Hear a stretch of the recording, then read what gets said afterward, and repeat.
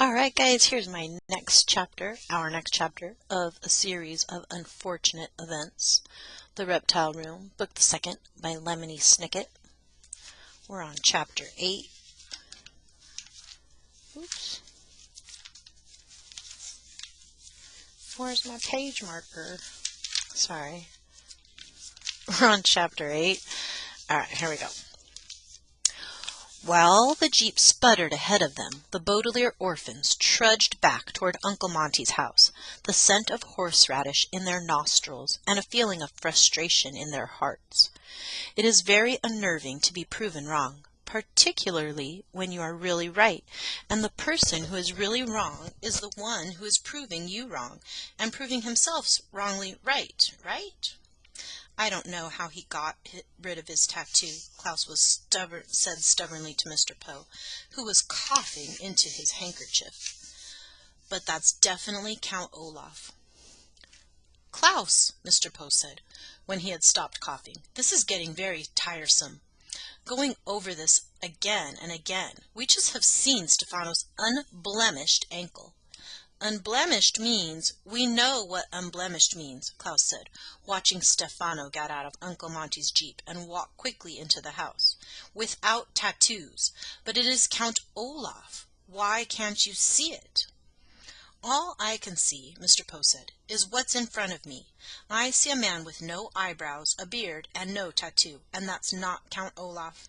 Anyway, even if by some chance this Stefano wishes you harm, you have nothing to fear. It is quite shocking that Dr. Montgomery has died, but we're not simply going to hand over you and your fortune to his assistant.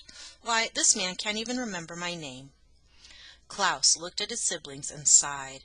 It would be easier, they realized, to argue with the snake-shaped hedge than with Mr. Poe when he had made up his mind. Violet was about to try reasoning with him one more time when a horn honked behind them. The Baudelaires and Mr. Poe got out of the way of the approaching automobile, a small gray car with a very skinny driver. The car stopped in front of the house, and the skinny person got out, a tall man with a white coat. "May we help you?" Mr. Poe called, as he and the children approached. "I am Dr. Lucafont," the tall man said, pointing to himself with a big, solid hand. "I received a call that there's been a terrible accident involving a snake." "You're here already?" Mr. Poe asked, "but Stefano has scarcely had time to call, let alone for you to drive here." "I believe that speed is of the essence in an emergency, don't you?"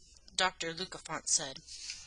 "If an autopsy is to be performed, it should be done immediately." Of course, Mr. Poe said quickly. "I was just surprised." "Where is the body?" Dr. Lucafont asked, walking toward the door. "Stefano can tell you," Mr. Poe said, opening the door of the house. Stefano was waiting in the entryway, holding a coffee pot. "I'm going to make some coffee," he said. "Who wants some?" "I'll have a cup," Dr. Lucafont said. Nothing like a hearty cup of coffee before starting the day's work. Mr. Poe frowned. "Shouldn't you take a look at Dr. Montgomery first?" "Yes, Dr. Lucafont," Stefano said. "Time is of the essence in an emergency, don't you think?" Yes, I suppose you're right," Dr. Lucafont said. "Poor Dr. Montgomery is in the reptile room," Stefano said, gesturing to where the Baudelaire's guardian still lay. "Please do a thorough examination, and then you may have some coffee." "You're the boss," Dr. Lucafont said, opening the door of the reptile room with an oddly stiff hand. Stefano led Mr. Poe into the kitchen, and the Baudelaires glumly followed. When one feels useless and unable to help, one can use the expression, "feeling like a fifth wheel." Because if something has four wheels, such as a wagon or a car, there is no real need for a fifth.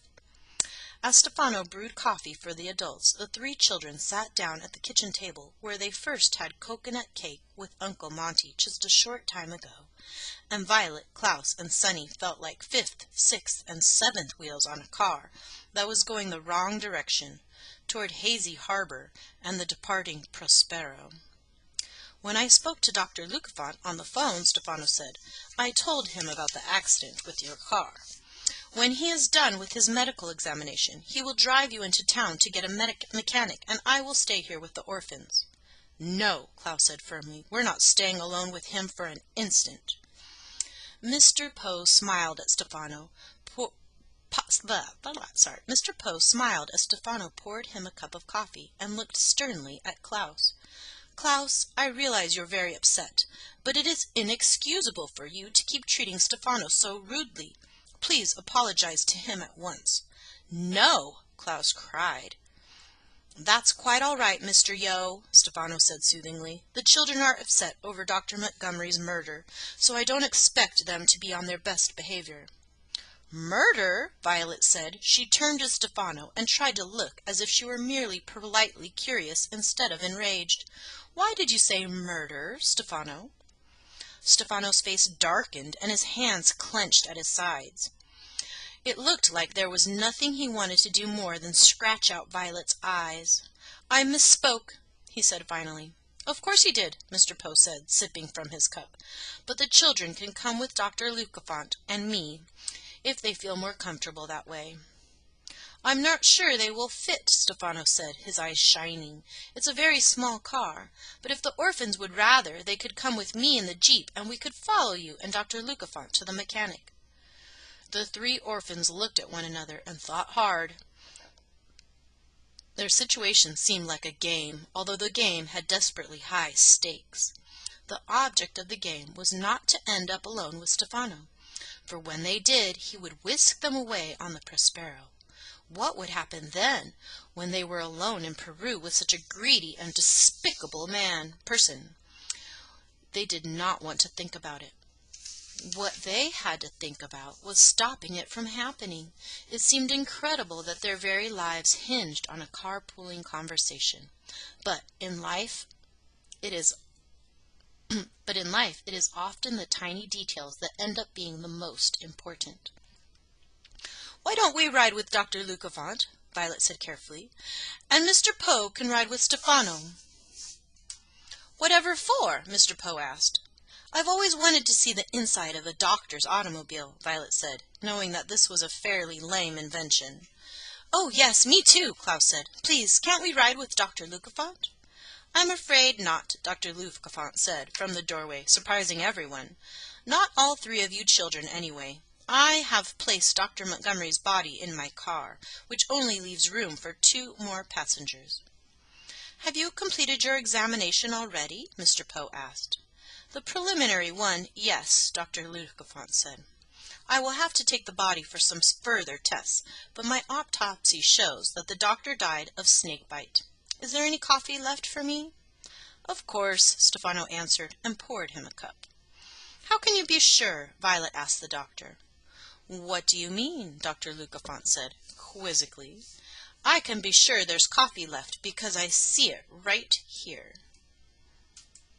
"What I think Violet means," Mr. Poe said, "is how can you be sure that Dr. Montgomery died of a snake bite? In his veins I found the venom of the Mamba du Mal, one of the world's most poisonous snakes." "Does this mean that there's a poisonous snake loose in the house?" Mr. Poe asked. "No, no," Dr. Lucafont said. "The Mamba du Mal is safe in its cage. It must have gotten out, bitten Dr. Montgomery, and locked itself up again." "What?" Violet asked. "That's a ridiculous theory. A snake cannot operate a lock by itself." "Perhaps other snakes helped it," Dr. Lucafont said calmly, sipping his coffee. "Is there anything here to eat? I had to rush over here without my breakfast." "Your story does seem a little odd," Mr. Poe said. He looked questioningly at Dr. Lucafont, who was opening a cupboard and peering inside.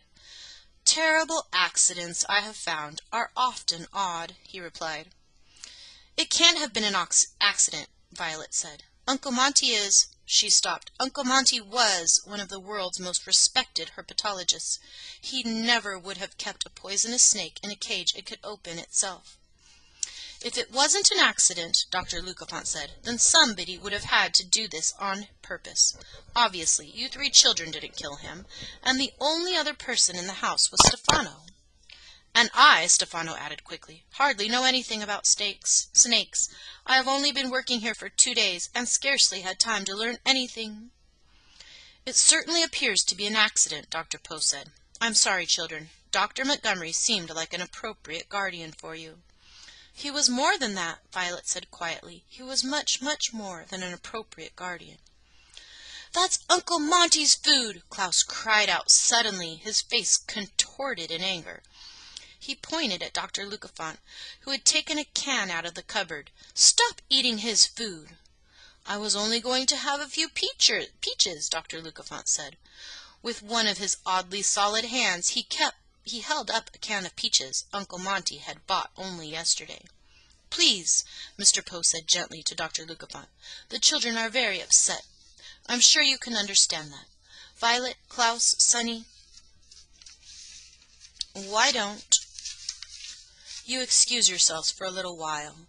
We have much to discuss, and you are obviously too overwrought to participate. Now, Dr. Luckefant, let's try and figure this out. You have room for 3 passengers, including Dr. Montgomery's body, and you, Stefano, have room for 3 passengers as well." "So it's very simple," Stefano said. You and the corpse will go in Dr. Luckefant's car, and I will drive behind you with the children." "No," Klaus said firmly. "Baudelaires," Mr. Poe said just as firmly, "will you 3 please excuse yourselves?" "Ah, foop!" Sonny shrieked, which probably meant no.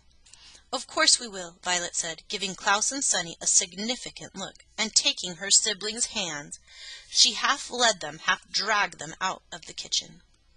Klaus and Sonny looked up at their older sister, and saw that something about her had changed. Her face looked more determined than grief-stricken, and she walked quickly as if she were late for something. You will remember, of course, that even years later Klaus would lie awake in bed, filled with regret that he didn't call out to the driver of the taxicab who brought Stefano into their lives once more. But in this respect Violet was luckier than her brother, for unlike Klaus, who was so surprised when he first recognized Stefano that the moment to act passed him by, Violet realized as she heard the adults drone on and on that the time to act was now.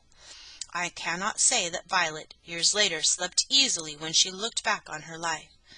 There were too many miserable times for any of the Baudelaires to be peaceful sleepers, but she was always a bit proud of herself that she realized she and her siblings should in fact excuse themselves from the kitchen and move to a more helpful location. "What are we doing?" Klaus asked. "Where are we going?" Sonny, too, looked questioningly at her sister, but Violet merely shook her head in answer and walked faster toward the door of the reptile room. And the next chapter is going to be Chapter 9.